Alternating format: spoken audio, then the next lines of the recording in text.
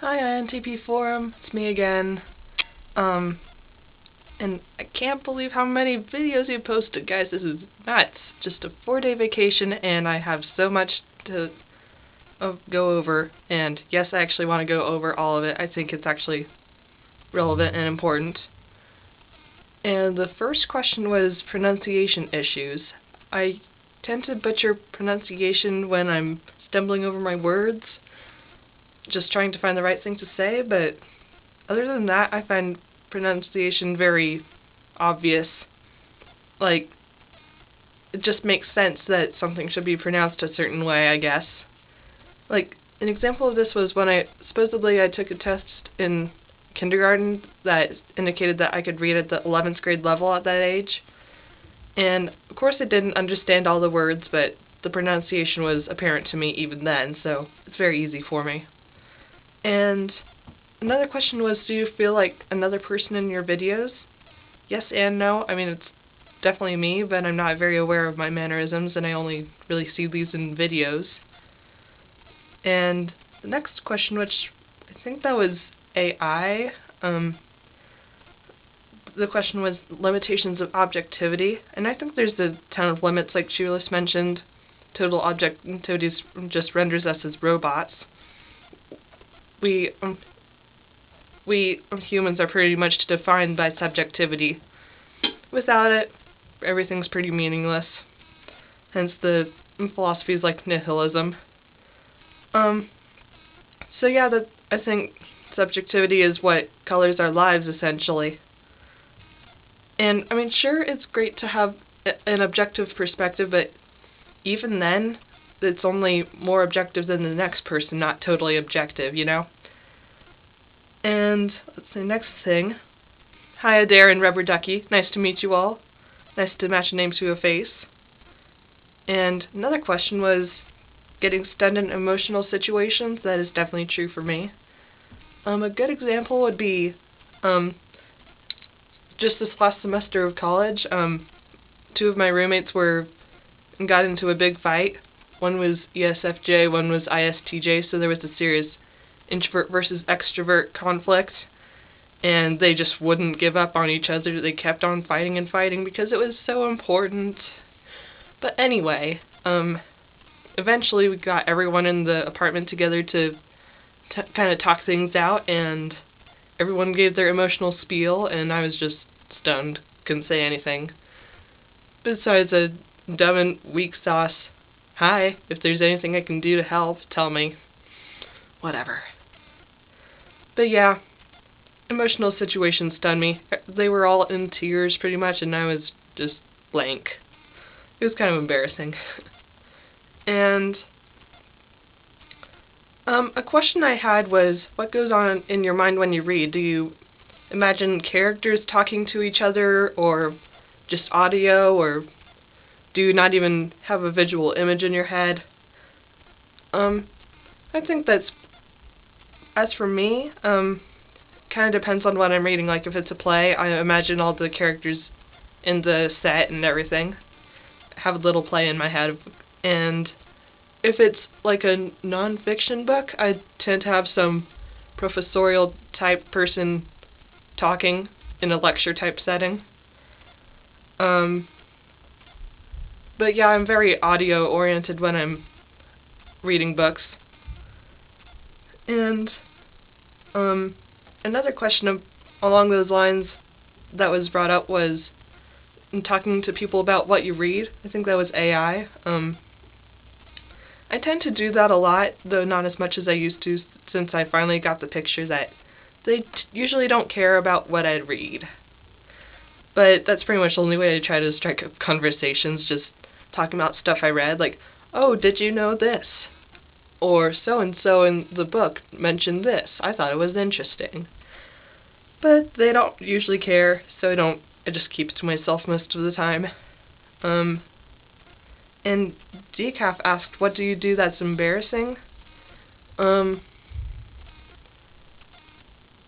far as mannerisms go, I tend to play with my lips. Yeah, probably shouldn't do that. Probably indicates my insecurity. yeah, that's one thing. And AI had an interesting topic going, the search for self-identity. That's definitely important to me since a lot of what I think about is my identity. That's partially why MBTI is interesting to me, since it kind of categorizes and defines identity, sort of. And also, identity is probably a big reason why I actually care about fashion, just for the sake of self-expression. And it's just a lot of what I think about it on any given day for some reason. In Auburn, let's see. Glad that you posted another video, and I thought what you were talking about was really interesting, just wondering how much the external really matters and why we're doing all this. And I'd have to disagree with you. I don't think that the internal is the only totally important part. I think that external is important as well, though not quite as important as what's internal. And I think it's just interesting because with the INTP YouTube videos, we all get to see each other's mannerisms, and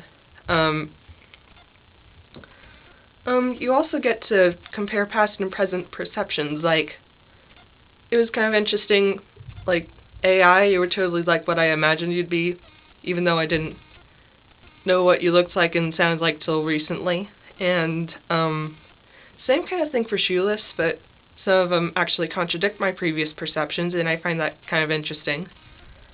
And also, knowing INTPs, they tend to detach and change perspectives in their writing and just their thought processes.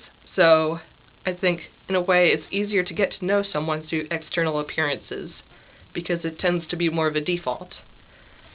So that's my 2 cents. And Auburn, I also think you had a good point about clicks. While I think that they have a lot of potential for... Just a second. What? We're ready for some gingerbread smushage. Okay, just a second.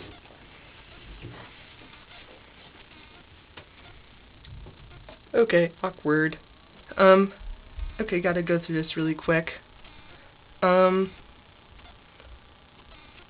Anyway, good point about the clicks. While they have a lot of potential for evil, they also have potential for good. Like, if it weren't for clicks, I'd have to go through so many people to find good friends.